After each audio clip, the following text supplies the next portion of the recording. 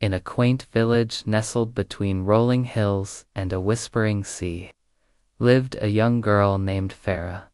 Her days were filled with the simple joys of childhood, playing amidst the wild flowers, chasing butterflies, and helping her mother in the garden. But as the sun dipped below the horizon and the shadows grew long, a hush fell over the land and darkness enveloped the sky. And while the other children were tucked safely in their homes, their laughter echoing through the halls, Farah found herself drawn to the quiet solitude of the night. For her, the darkness wasn't a time of fear and stillness, but a canvas of infinite possibilities. As the stars twinkled above her, Farah would sit by her window and let her imagination run wild. She would create worlds where animals talked, mountains danced, and rivers sparkled with magic.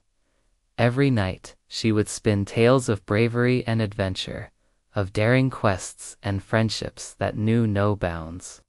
And with each story she wove, her love for the night deepened. She cherished the peace that surrounded her, the symphony of crickets and the soft rustling of the wind, for it was in these moments that her stories came to life.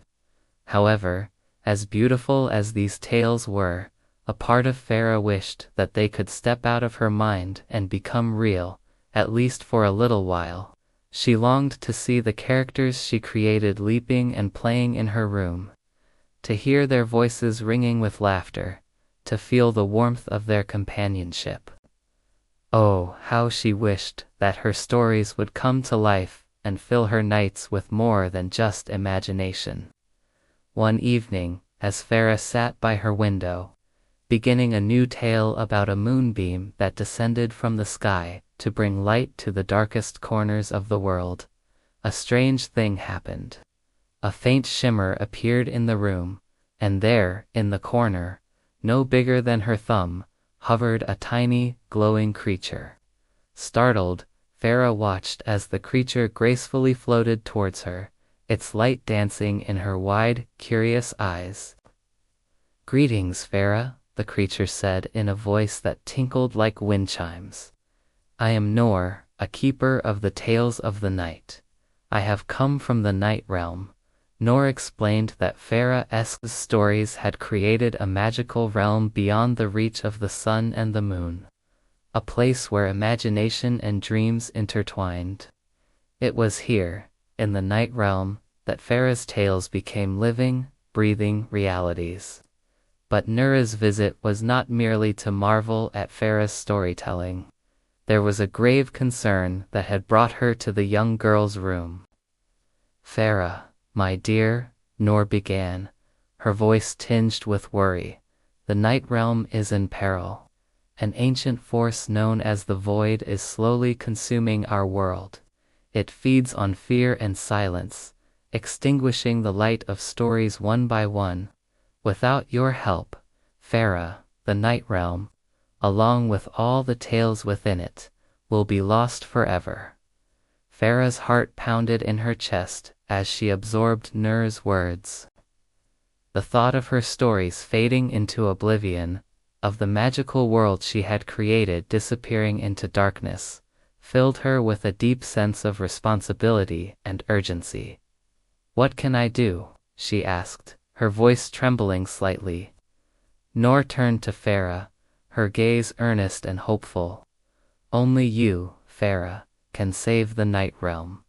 You, the creator of these tales, must journey through our world. Find the 3 stories that are most important to you, and relight their flames.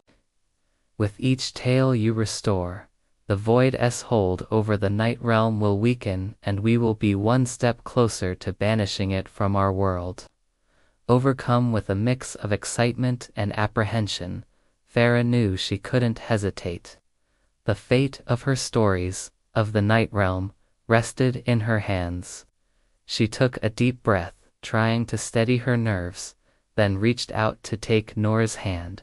As their fingers met, a jolt of energy surged through Farah, enveloping her in a warm, golden light. In a blink, she found herself standing in a world that seemed to shift and flow like a dream. Above her, a canopy of stars stretched endlessly, and the Milky Way glittered like a river of diamonds. Lush, green fields, dotted with sparkling lakes and crystal caves, stretched as far as she could see, and the air buzzed with the music of 1,000 different instruments. Noor, sensing Farah's wonder, smiled. "Welcome to the Night Realm, Farah. Here your stories come to life, but now they need your help to survive." Turning serious, Noor pointed towards 3 distant lights that flickered in the gathering darkness. "Those are the places where your 3 most important stories are fading. We must hurry if we are to save them." Their first stop was the Valley of Whispering Winds. As they approached, Farah noticed that the whispering winds had fallen silent. The once vibrant colors of the grass and flowers had faded to shades of gray and brown, and a heavy silence hung in the air. The tale that was being silenced here was one that she had told many times, the story of a young fox who outsmarted a cunning hunter using his wits and courage. Farah remembered the thrill of that story, the fox's quick thinking, how he used his intelligence to outfox the hunter. And so, standing in the center of the valley, Farah began to speak. She spoke of the fox's bravery, of his clever plan, and with each word, the colors returned to the valley. The flowers bloomed again, and the wind began to rustle through the grass, carrying the tale on its breath. The story was saved, but their journey was far from over. Ahead lay the sea of glimmering stars, where the waves were supposed to sparkle with magical light. However, the sight that greeted them was disheartening. The stars had lost their glimmer, and the sea lay still and dark, reflecting the fading light of Farah's story. The tale that was at risk here was the one about a mermaid, who sang songs of joy and happiness to all who sailed the seas. Farah recalled the melody of that song, how it was full of life and cheer. And so, standing by the shore, she began to sing. She sang of the mermaid's laughter, of her enchanting voice, and as her song filled the air, the stars twinkled back to life. They danced in the night sky, painting the waves with their light. The mermaid's song was saved.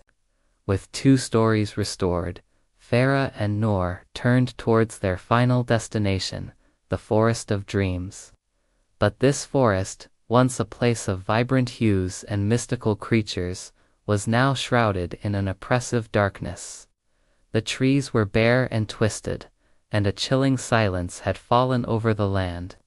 The tale that was fading here was the story of a young hero who ventured into the unknown to save those in need.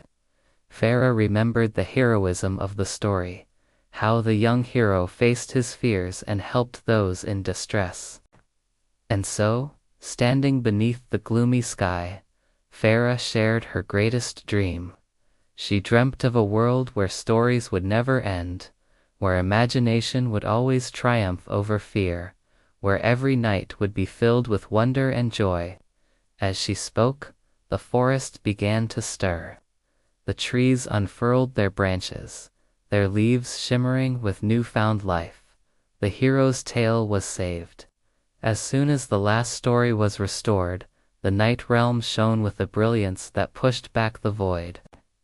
The void, unable to withstand such light and imagination, retreated back into the shadows from which it came. Farah and Noor were returned to Farah's room, the moonbeam now a simple ray of light, and the silence of the night had returned. But Farah was no longer just a storyteller. She was a guardian of light and imagination. The experience in the night realm had filled her with a newfound purpose and understanding. She realized that her stories weren't just words, but a source of magic that could touch the darkness and bring light into the world. From that night on, she continued to weave her tales, knowing that every story she told was a new light in the darkness, ensuring that the night realm, and with it, the magic in her own life, would always endure. And so, the young girl who loved the night continued to write her stories, filling the world with wonder and keeping the darkness at bay. For she knew that as long as there were stories, as long as there was imagination, there would always be light.